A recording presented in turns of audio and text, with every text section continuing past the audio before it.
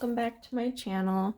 So today is the day of swatching for me, but for you this will be spread out over the next few months. But I have tons of watercolor sets to swatch, and I was waiting till they all arrived, including some, custom ones from Etsy.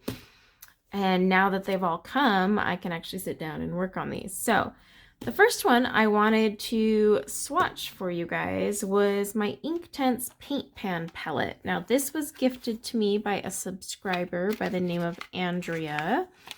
So if you love Inktense pencils, you're probably going to love these palettes. I'm pretty sure I'm going to. So this is palette 1. So that means my full set syndrome is telling me I need to buy palette 2. But this was incredibly sweet of her to send. It does come with a water brush. I haven't used it, to be honest, but I will definitely give it a go later. I'm going to use paint brushes though.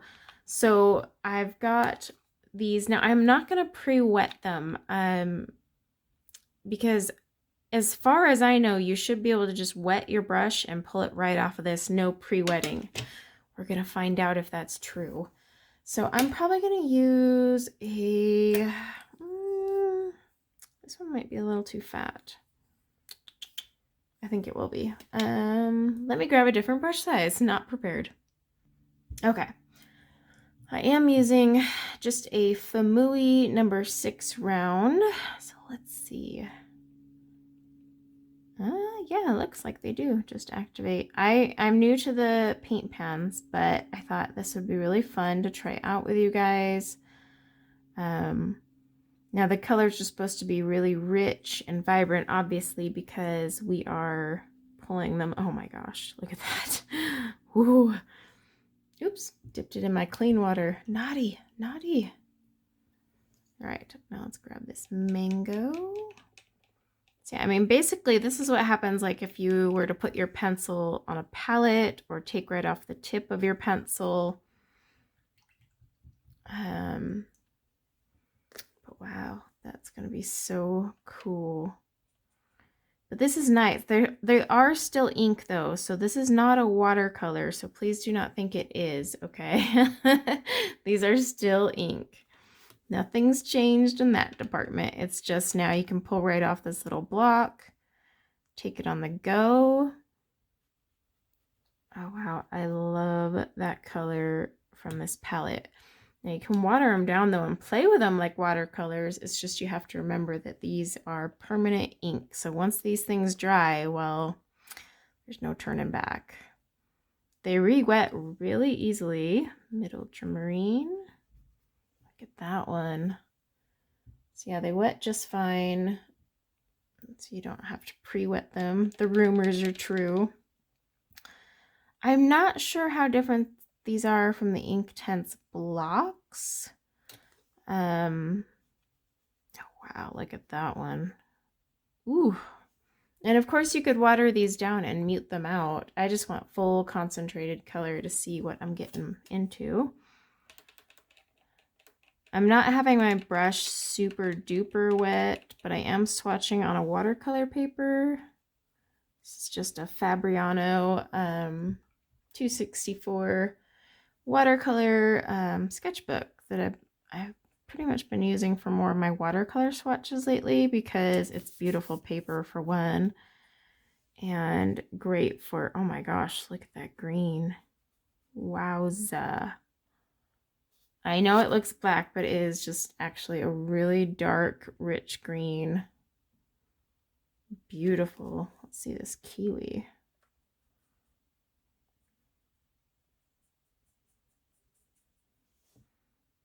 Is there a pencil in Inktense named Kiwi? Like, I'm actually trying to think about it. Again, I don't know tons about these. There's the graph tint ones I still want to try as well. I am going to do a comparison down the road when I get to it. Burnt yellow ochre. Ooh, look at that. Beautiful. I need to get the other pan of these because I think there's 2. And then I'm going to compare them. You know, what's more useful, the pencils or the pans? Ooh. I mean, already I can tell you you're going to get a great concentrated color, but the thing is we can water it down. In fact, I have a watercolor pad somewhere nearby and we can play with it. Here's the black. Yeah, so I mean, you're getting a way more concentrated color. Let me grab my other watercolor pad because this is strictly for swatching. One sec. Okay, I just have some scratch paper here. I just kind of want to play with these. In fact, I'm probably going to use the, let me see if I can pull you guys up a little more. Sorry for the change there, but I'm going to mix them here. Now they do have a little mixing palette up here as well, but it's a lot easier to just mix on my Tim Holtz mat because then I can just kind of do my thing. But I want to see if we can do some stuff. First thing I want to do is let's take that dark plum. Okay. So I'm going to grab that. So here it is, fully concentrated, right? Now I'm going to grab some dark plum here. I just want to see like how well these water down. So let's get some clean water to mix it with.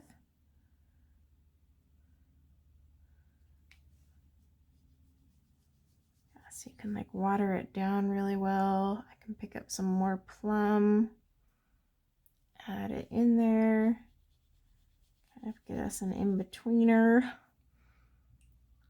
see, what else can we? I'm wondering. Now it's moving, but it's not dry. So I don't know how accurate that is. Okay, let's try mixing. Now these are inks. Let's grab our sun yellow. So we have sun yellow right here. Let's grab our mango right here. Yeah, before I put that down, let's put it on the palette. I do really love the Tim Holtz mat for the fact that it just has a glass surface. So I'm now mixing my mango and sun yellow. Let's get a little more mango in there.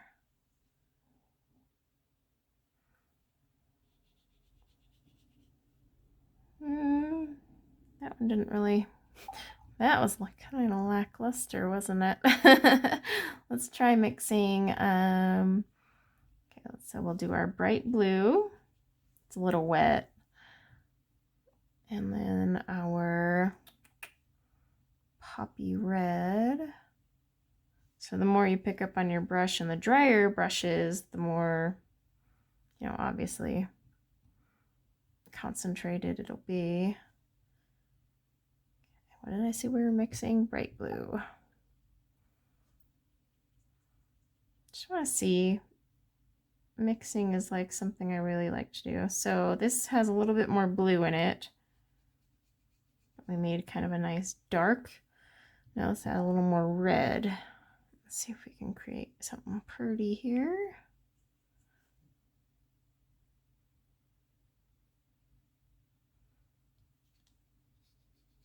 Ooh, look at that. That's like a beautiful maroon color. Yeah, so I mean, you can sit here and mix these clearly. Again, these are ink, so it's not, I mean, I have watercolor inks that I mix all the time. Let me put a little black into our purple here. Might actually need to grab a little more purple though. Let's see what we can make there. It almost takes you back to the dark plum, huh? Let's add a little of that ink black into here. So this might be some kind of a, ooh, that's an interesting one. I like to just mix. I find it so incredibly relaxing. What colors were we mixing? Poppy red. Let's add a little more poppy in there. That's why I have these at the top to remind me what on earth I was doing before I started mixing. So yeah, I mean, you can sit and mix them. What would happen if we added, let's grab this kiwi, mix it in with this one here and see if we can't create like a fun little greenish yellow thing going on.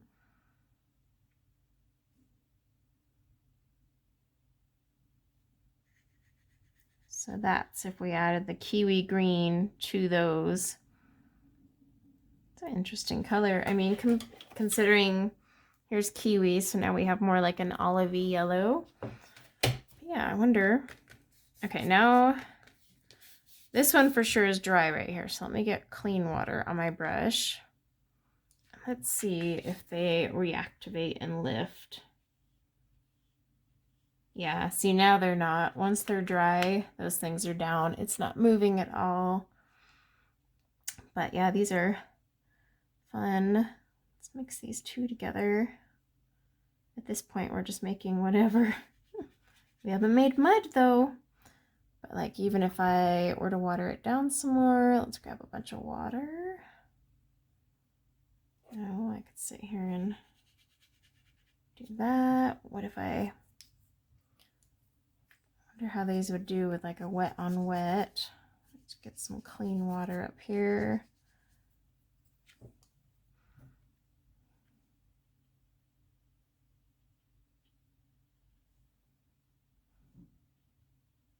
I'm just kind of playing around here.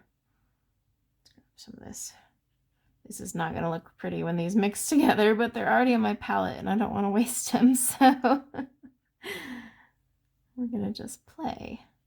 I just want to see like how they react, you know, like watercolor. I mean, they do apply really nicely to the wet on wet, and you can sit here and dab them, play with them. Yeah, I feel like these are more versatile than the pencils. I mean, the pencils are great because, you know, I don't even activate my pencils with, whatchamacallit, water half the time. I activate them with a blender, usually an alcohol marker blender. So that's that teal green. And this is racing green. Oh gosh, that racing green is beautiful.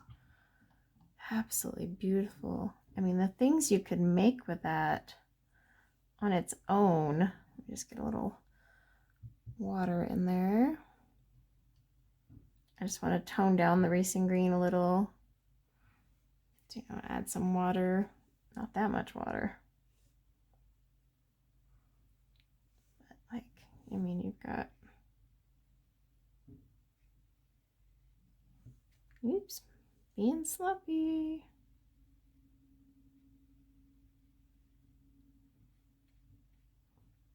Yeah, I mean, you can sit there and lighten them up by adding more water.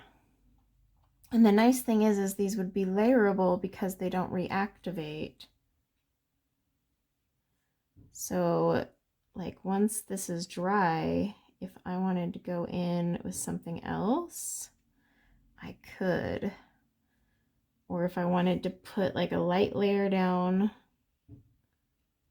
and then kind of come in with a darker racing green color on top, you know, to add like some definition. It's wet right now, so bad example, but you know what I mean? Like I can sit here and layer them and they're not going to reactivate like watercolor is basically what I'm getting at with this. So yeah, that is, let's move the play chart out of the way. That is the Inktense paint pen palette #1. So great set of colors. So you have your 12. This is them here.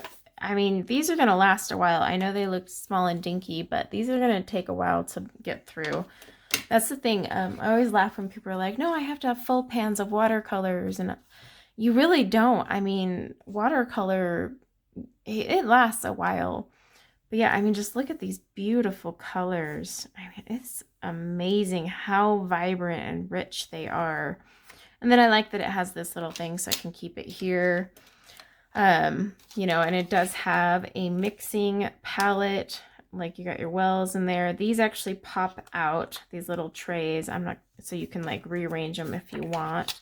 And then it does come with a travel brush, so you could take this set and, you know, go off with your sketchbook and use it. And like I said, you can mix them. We've already just mixed a couple just fooling around, and you can even do wet on wet. Oops, that one is still wet. But yeah, you can create some extra colors just from that 12. I really love the purples. Those are so pretty. But so they're quite versatile, and I'm really impressed. So I'm really excited to play with these. It looks like they don't bleed through, thank goodness. And yeah, for your Tim Holtz mat, let me just scooch you over here. For those who are curious, okay. So when I do a studio tour, you're going to wonder why on earth I have so much of this hanging around. Sanitizer, liquid gold in the COVID era. This is just how I clean my palette, and it makes it so much faster and easier, especially with inks, because those inks, unlike watercolors, usually with my watercolor, I can just wet and wipe them down. But with these inks, whether it be a distress ink pad, Inktense, any other liquid ink product you have, just squirt some hand sanitizer on there. And plus, it keeps it nice and squeaky clean. And hey, if you're a germaphobe, then you can occasionally clean your hands as well. But thank you so much, Andrea, for sending this palette to me. You are so sweet. As always, with any happy mail I get, I always leave the note. I'm not going to show it. It's stuck below here, but you know, the message is private. But I always leave the note with the product, so that anytime I open it, I can always, even if it's 10 years from now, remember who was kind enough to give that to me. So I'm really excited to play with these. Let me know if you guys would like to see these used somewhere, background, anything. More than happy to play around with them. But yeah, until next time, guys, take care. Bye now.